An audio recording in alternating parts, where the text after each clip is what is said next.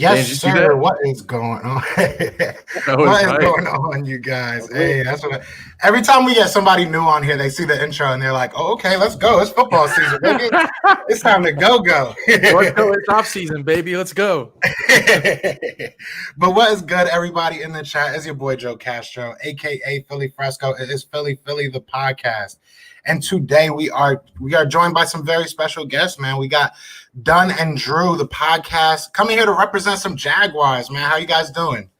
Doing great. Hey, doing good, man. It's a good day. Good night. We get to Yes, rep sir, the Jags. yes, sir. Are we repping the Jags twice during this series? Oh yeah, you do have two picks, so we might have to. Yeah, we're gonna have to bring you back on. That's how it's looking. So, for those that don't know what is going on, I know some of my subscribers, some of my new guys are probably a little confused of why we got Jaguars here. So, to let you guys know, we are starting our mock draft series. So we are getting 31 now because we're gonna double dip with you guys, but we're getting 31 creators to come on and rep their team and basically pick for their team. So it's going to be a lot of fun. We're going to meet a lot of new faces. I'm excited to do this. Before we get into the draft stuff, though, let's talk a little bit of football because a lot like the Eagles, you guys are going through some changes. You got a new head coach. Let's talk about what this season was for you guys. You know, how are you guys feeling about this offseason? This is the most excited I've ever been in an offseason. And usually the Jaguars win the offseason, but they'll win the offseason with some, big free agent signing. We've never gone into an offseason where we have the number one pick and it's pretty much consensus. And they're normally not coaching hires that everyone's like pumped about, that like make headlines. And even for us, that hasn't happened for us, but having both at the same time, like making headlines in both areas, this is new territory. It's exciting. It's more exciting than what September through December has been. That's for sure. Yeah, Jags fans deserve this, man. We'll win 2 games, 3 games, 4 games, 5 games, and we'll be sitting in like the beginning of the draft picks, like halfway through. But now we got the first overall pick in a beautiful draft class, and you basically were in a position where you can't mess it up. Do we? That remains to be seen. And I still keep that little bit of pessimism in the back of my brain because, we have to, because we don't know. We don't know. But, for this podcast purpose, we're going to make our draft pick and it better come. You're going to get it right at least.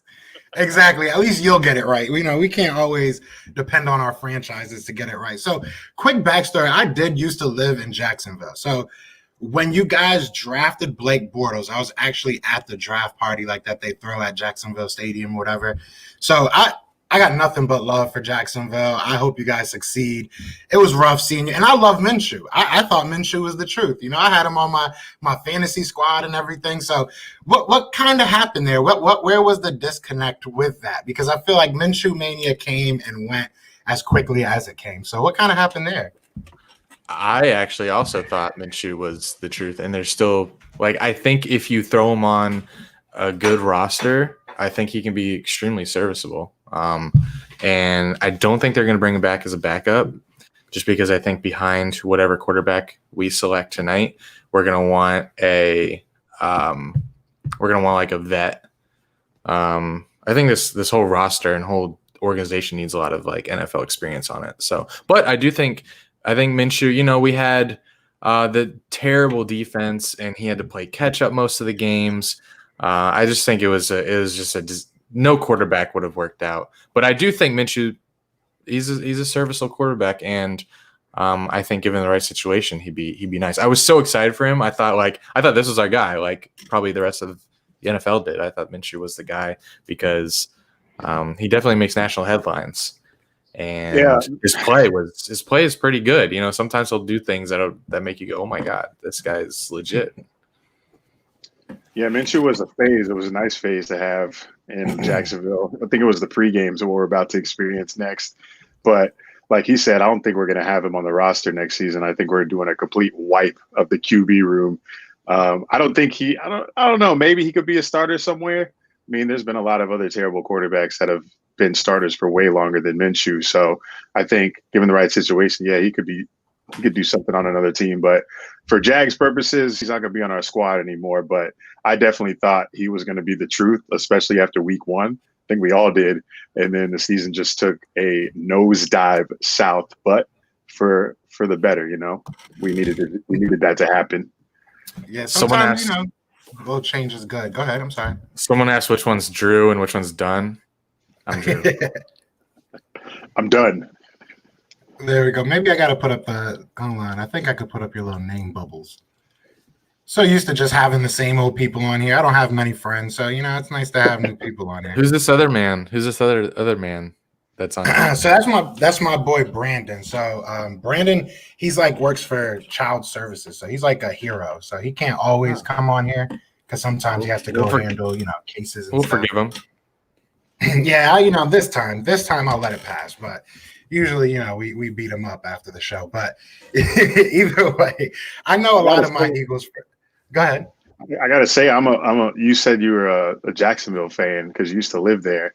Since you're an Eagles fan, I'm a Penn State fan. I'm a big Miles Sanders guy. So, hey, one love right there. So am I. He was on my fantasy team.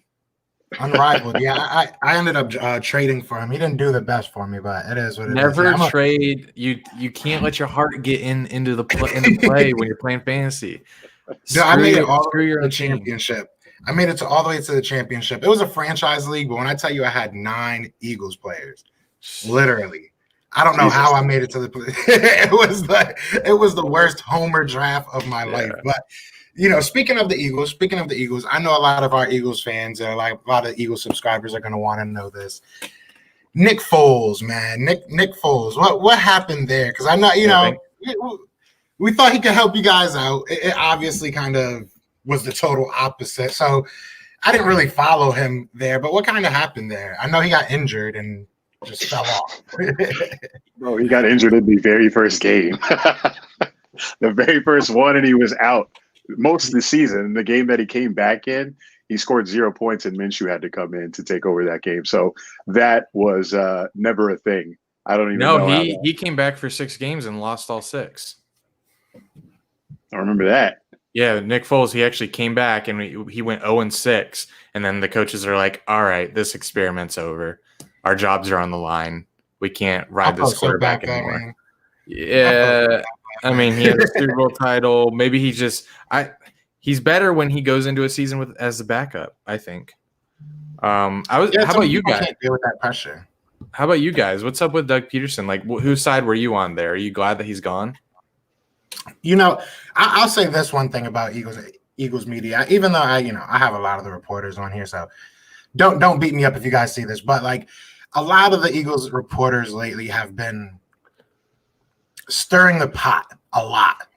So it's very hard to be on one side or the other because it's really hard to know what's actually true.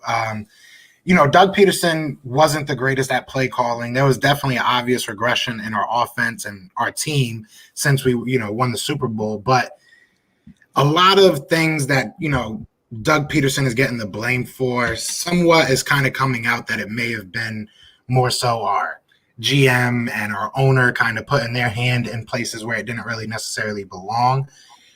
And if you look at the head coach we have now, it's basically the same thing as Doug Peterson. It's Doug Peterson light. I mean, and maybe not light, maybe Doug Peterson 2.0. We'll see, but as far as personality and just, track record, we basically rehired Doug Peterson for all intents and purposes. It is what it is. I think Doug Peterson can be a very successful coach. I think it's very similar to how you guys feel about Minshew, because it's I think he's serviceable. I think he's good, but I think this was a terrible situation for him. So he's supposedly going to be taken off this year, so we'll see. But I think he'll be fine. I think he'll be a very successful coach anywhere he goes. I think the Eagles organization just is a mess right now, to be honest. What happened since the Super Bowl? Do you think things would be different if I know this is probably impossible to have done, but do you think if after the Super Bowl they said, okay, Nick Foles, you're our starter now, would things be different, or would there still be drama, and would the team still, be struggling? Yeah, I think it really comes down to our front office. I think our front office, when we won that Super Bowl, either didn't know who was responsible or they all thought they were responsible. You know what I'm saying? Nobody was able to say, like, this was your job doing, getting us here. You did this, you did that. I think everybody kind of just thought they were the reason why we won the Super Bowl. And you can't win consistently like that. You can't win without having roles. We see a lot in the NFL, I won't even say a lot, but you see with certain coaches, the Pete Carrolls, the Bill Belichick's, some of these people are able to take care of everything and do everything and take the responsibility for everything. But then you look at teams like ours or other franchises that maybe don't have the strongest of backbones when it comes to like their owner, and their owner won't necessarily go out there and say, this was my fault. Like if something happens with the Patriots, we know who we're going to blame. At the end of the day, it's the face of that organization. Bill Belichick takes everything. It is what it is. Same can be said with like Steelers, a lot of organizations, Pete Carroll and the Seahawks. There was just no accountability at all. Jags had the same issue when we had that Tom Coughlin, Doug Marrone, Dave Caldwell trio. No one knew who's to blame for anything that went wrong. But now, I mean, Shad Khan made it clear this is Urban Meyer's team. So pretty much the buck starts and stops at him. So we got a clear person to blame now, which I guess I think is better. I think that Patriot way is better, have someone who's in clear control. Even though you have a general manager, they're just there to run the scouting department. But when it comes to who's actually making the decision on who's getting drafted on draft night, I think having one person that does everything. Exactly. That can kind of be that final buck. And Howie Roseman, I don't think he even has a football in his house. Like I don't understand how he has any type of say in football or, decisions, at least with, and you guys, tell me if I'm wrong. Like I said, I still have a lot of friends from Jacksonville, I should say. So I still overhear some things. And I know there was a certain point that you guys kind of felt like Khan was maybe a little handsy in the organization, doing a little bit too much. No, actually, it's the opposite. They thought he wasn't doing enough. Like he's just like, where's Shad Khan? Where's Shad Khan? We're on a 14-game losing streak, and he's not saying anything. He's just like he's kind of just disappeared these last couple of years, but he is definitely back. He's held. I think he's appeared.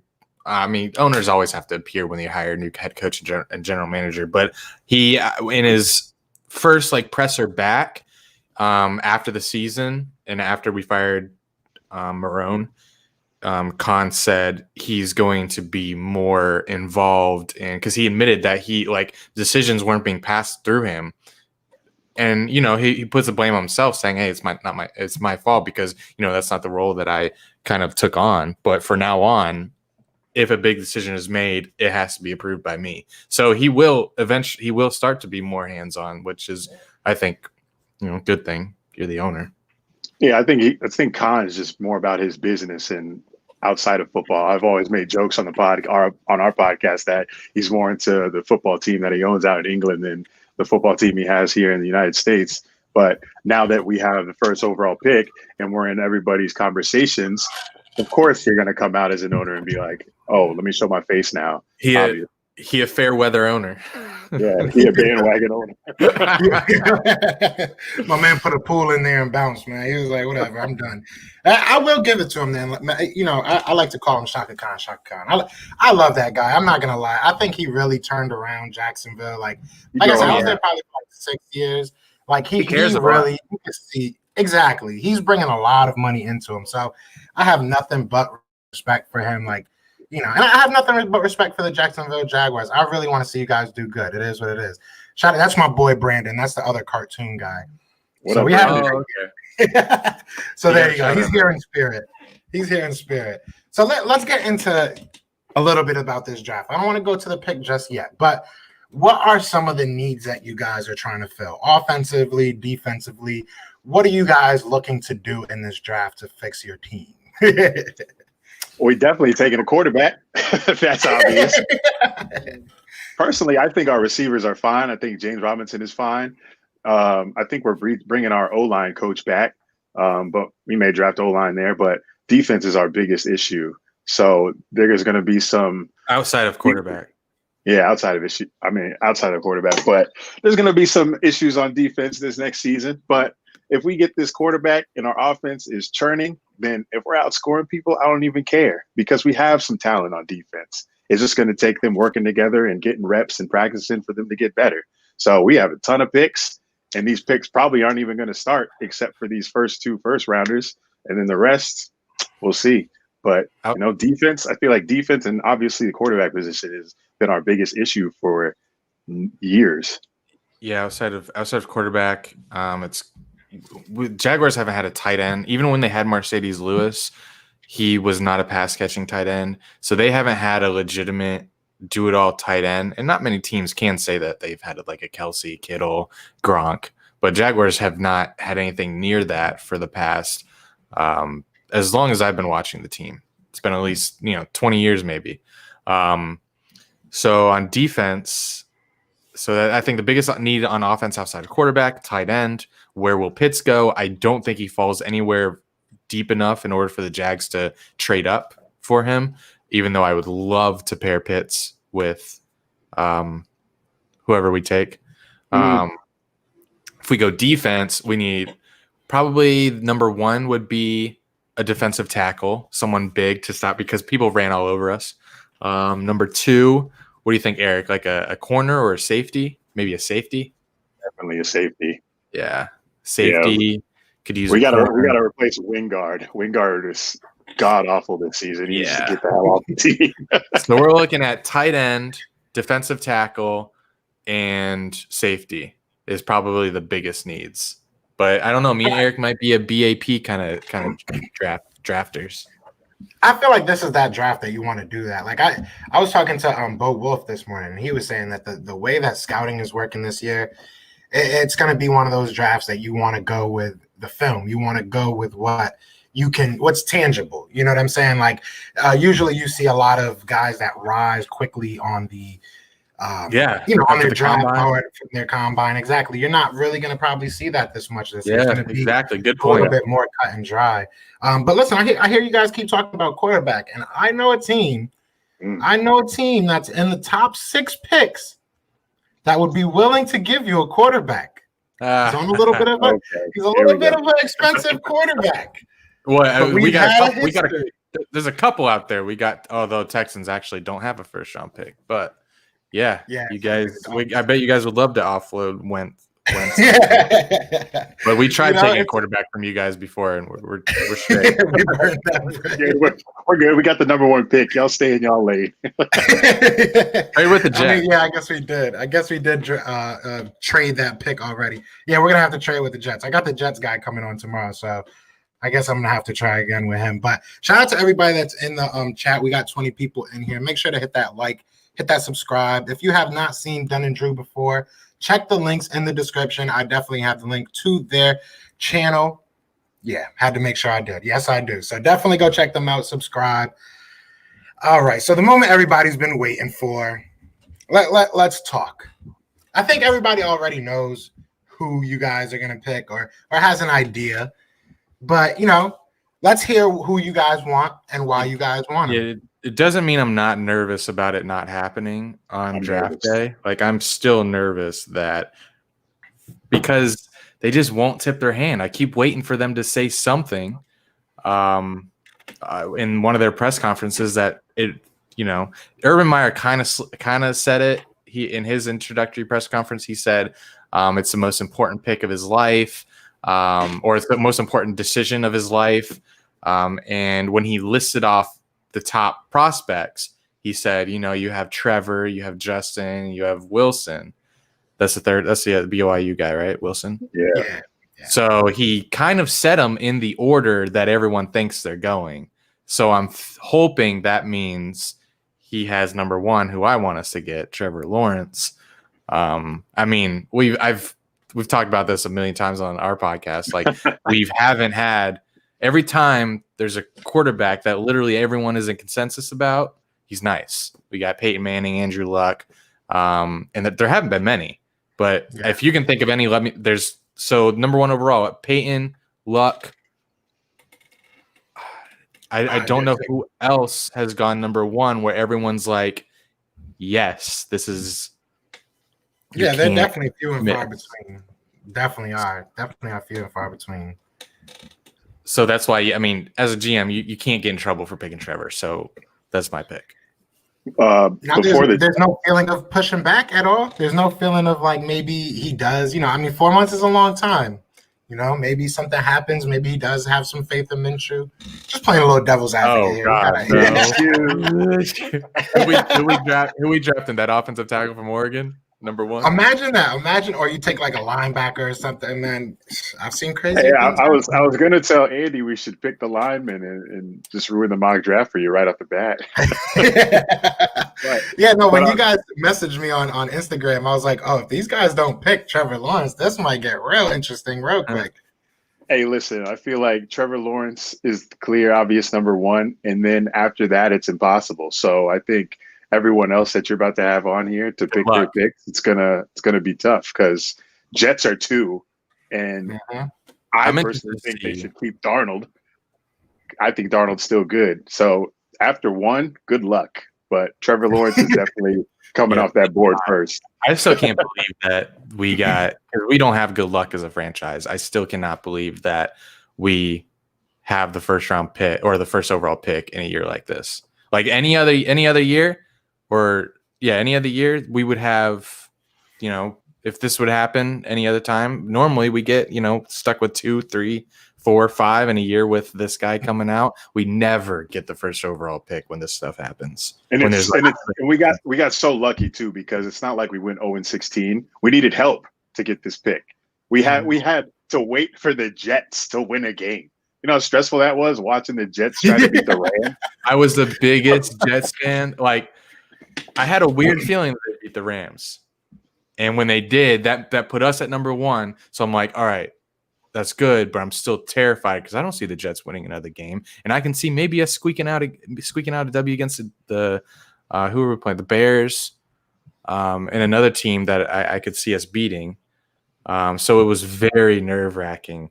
And we wouldn't have Urban Meyer if the Jets didn't win those 2 games, which one of them was a pass to Frank Gore that secured the first down. And another one was Baker Mayfield fumbling, or someone on the Browns fumbling that secured the Jets W. Like, it took the perfect line, like stars aligning for us to not only get Trevor Lawrence, but Urban Meyer. Like, and the whole city, the whole franchise just turns around just because of those things.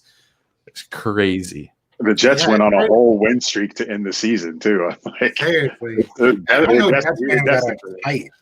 I know some Jets fans that are upset. They are mad. I mean, it sucks watching your team lose. Like, we obviously didn't go through it the whole season, but everybody knows what happened week 17 with Doug Peterson and, the whole tanking situation. So, I mean, it sucks watching your team and hoping that they lose, but it is what it is. Sometimes it's actually fun when you have Trevor.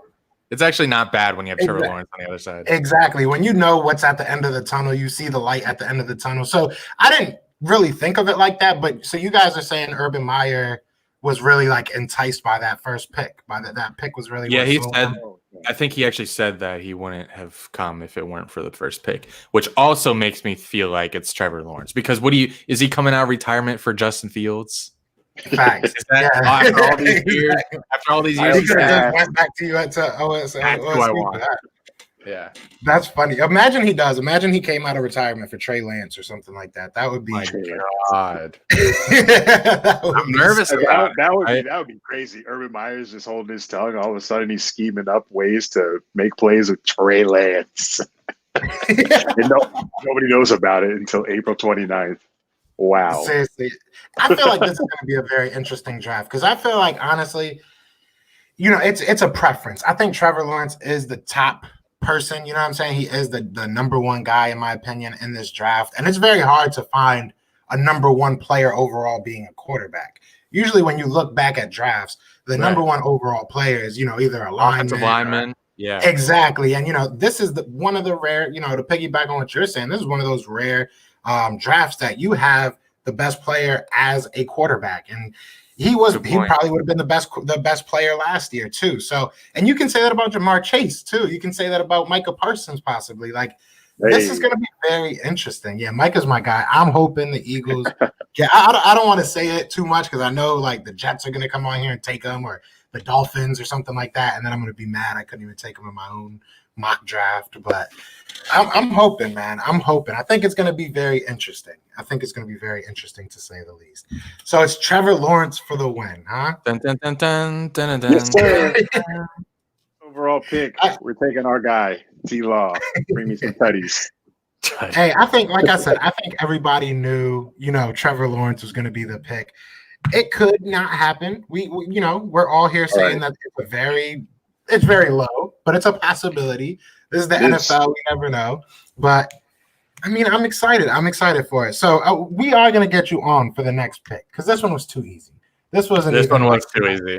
We may be stumped. Yo, I told you it has to start easy because you're about to be screwed for like the next 29 picks. Yeah, tomorrow we have Jets Talk 24/7. So that's going to be interesting because, like you said, they can go. I haven't really talked to him too much about it because I like to be surprised. You know what I'm saying? But he could love Sam Bradford. That one is going to be such an interesting pick, and your second pick is going to be very interesting as well because I can't wait for that one. Mess around, you can mess around and fill out your offense if the right people fall.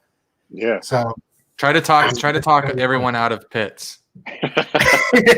I'm trying to get to 6. I'm trying to get Micah to 6. If I can get Micah to 6, man, like I'm gonna try and trade Carson on the way there. And we'll see what happens, man. We will see what happens. But man, I appreciate you guys coming on and just taking your time, chilling for a minute, man, and just making this mock draft pick. Fun. Well, I can't wait to come back. Yes, sir. Yeah. That's your Micah pick. You're the first Eagles fan that I've heard say that. Everybody wants Devonta Freeman. The hell, Smith. I do it all the time. I say Devontae Freeman literally every time. Yeah, I did a poll not too long ago, and I'm literally the only. I get. If you go through some of my videos about Smith or, any draft video, I get roasted by my own subscribers and they hate that I want Micah Parsons so much. But to me, defense, not even just wins championships.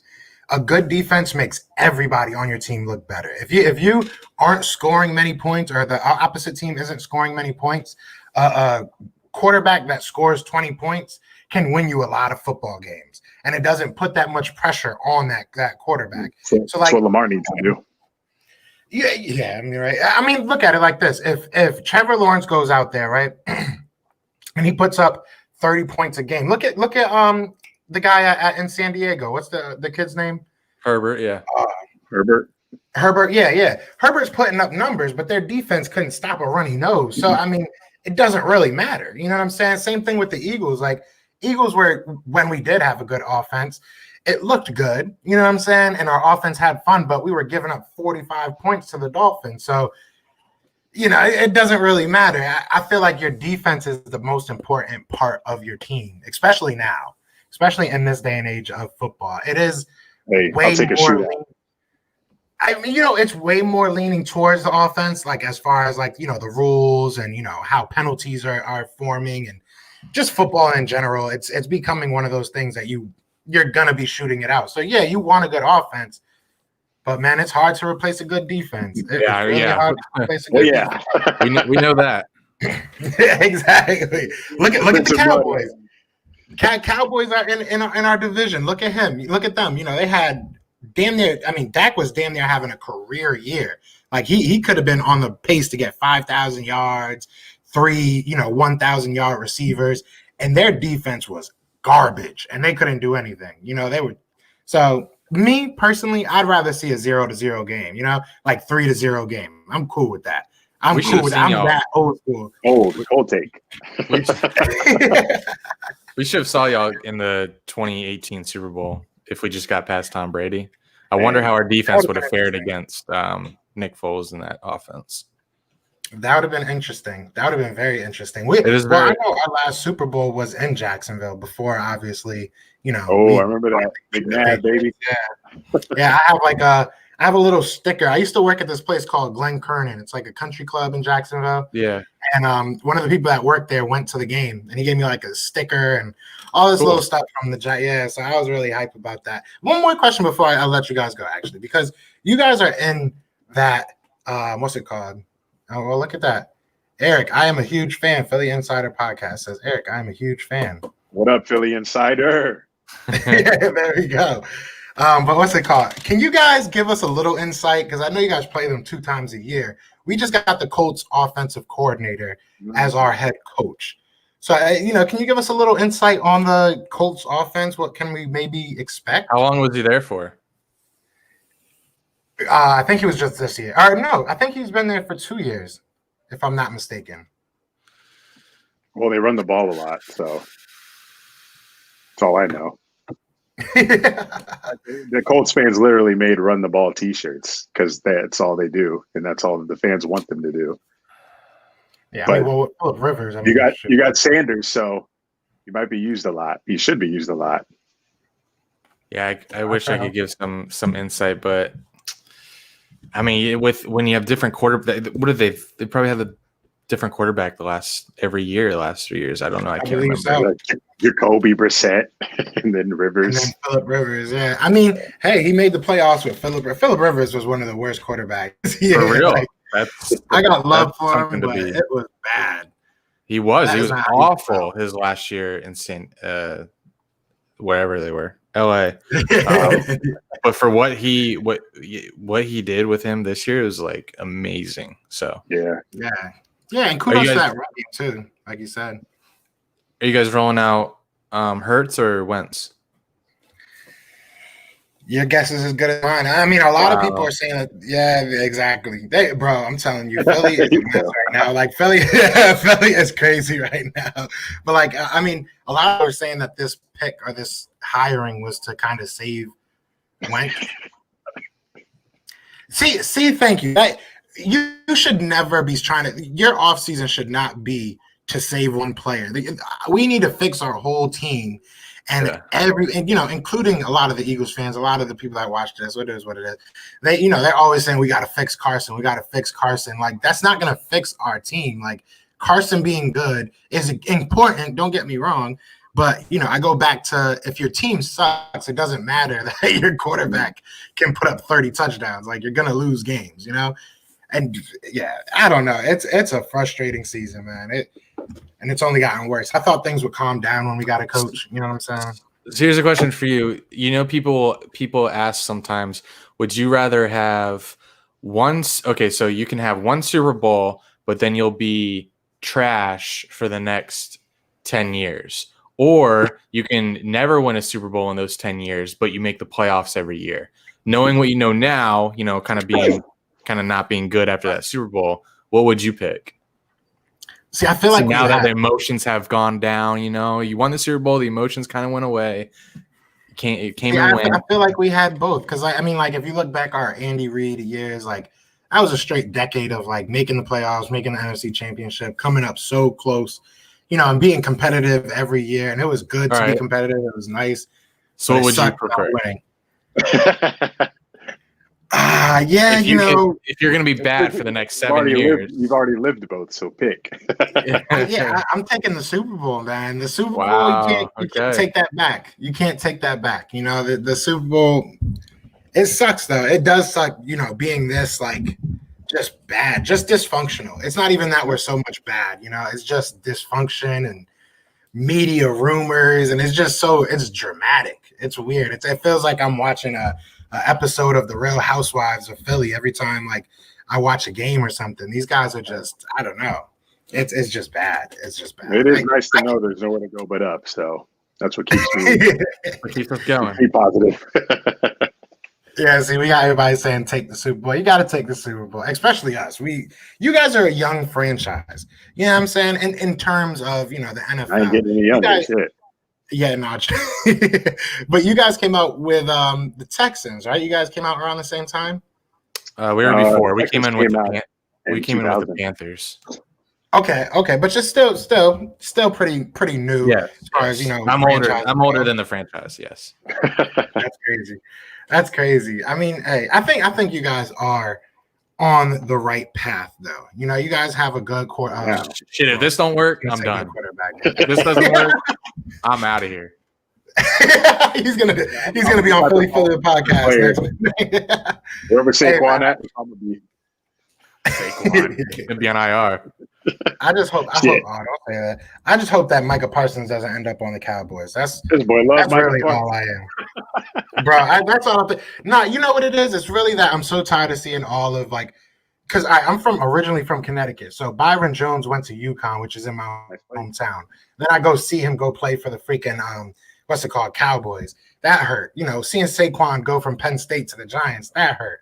One of my friends, Malik Golden, played for the Steelers, and he played for the Penn State Nittany Lions too. I interviewed him on here, and he went to the Steelers, and that hurt. It's like all my friends, all my favorite players always end up going to rivals. I'm tired of seeing it. I need some hometown love. But either way, man, like I said, I appreciate you guys coming on here, taking your time to do this, man. We're gonna get you on for the second pick. Shout out to everybody on here. We still got like 20 people here. Make sure you hit that like, subscribe. Go check out the Dunn and Drew channel if you haven't. And yeah, we'll have them back on here. What is your second pick? What number is it? 25 or something right now. 20 something. Okay. So we have tomorrow. We're doing number 2. Yeah, so it'll be a lot harder. I'm glad because this was a softball. This was just getting y'all ready. You know what I'm saying? You stretched out. Now we're ready for the real thing. But so tomorrow we have the New York Jets talk 24/7 tomorrow.